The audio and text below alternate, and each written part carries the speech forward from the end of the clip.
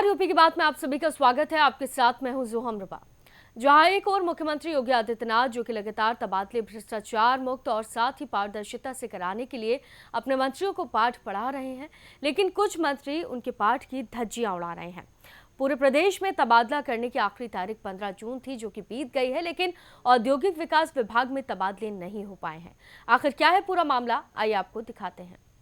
पूरे प्रदेश में तबादला करने की आखिरी तारीख 15 जून थी, जो बीत गई, लेकिन औद्योगिक विकास विभाग में तबादले नहीं हो पाए। औद्योगिक विकास विभाग में प्रदेश की सभी अथॉरिटी एवं यूपी सीडा सहित कई संस्थानों में तबादले होने थे, जो अब नहीं हो पाए। औद्योगिक विकास विभाग ने शासनादेश के अनुरूप प्रमुख सचिव के दिशा निर्देश के परिप्रेक्ष्य में सूची तैयार की थी, जिसमें अथॉरिटी में लंबे समय से जमे समूह क से लेकर ग तक के अधिकारी शामिल थे।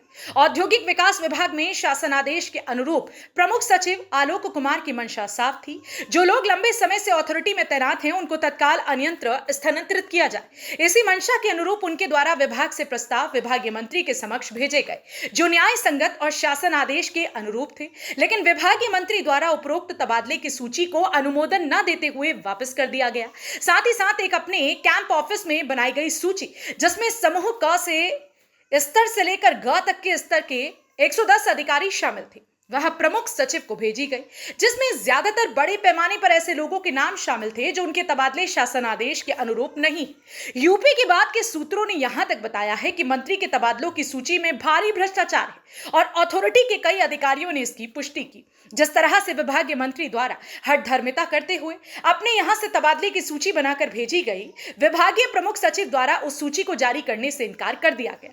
प्रमुख सचिव औद्योगिक विकास का सीधा मत है कि जो विभाग में लंबे समय से तैनात हैं, उनके तबादले करने के लिए एक मानक बनाया जाए, चाहे वो 10 वर्ष हो या 15 वर्षों से अधिक तैनाती हो। लेकिन मंत्री को यह मंजूर नहीं। विभागीय प्रमुख सचिव और मंत्री द्वारा बनाई गई स्वयं की सूची को जारी करने से इनकार कर दिया गया और समस्त गतिरोधों को मुख्यमंत्री कार्यालय को अवगत करा दिया।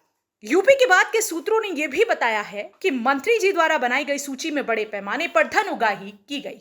अब देखना यह है कि मुख्यमंत्री योगी आदित्यनाथ जो लगातार तबादले भ्रष्टाचार मुक्त एवं पारदर्शिता से करने के लिए अपने मंत्रियों को पाठ पढ़ा रहे हैं, लेकिन कुछ मंत्री उनके पाठ की धज्जियां उड़ा रहे हैं, जिसमें औद्योगिक विकास के मंत्री नंद गोपाल नंदी भी शामिल हैं। ब्यूरो रिपोर्ट, यूपी की बात। तो फिलहाल के लिए इस खबर में सिर्फ इतना ही। बाकी तमाम खबरों के लिए आप देखते रहिए यूपी की बात।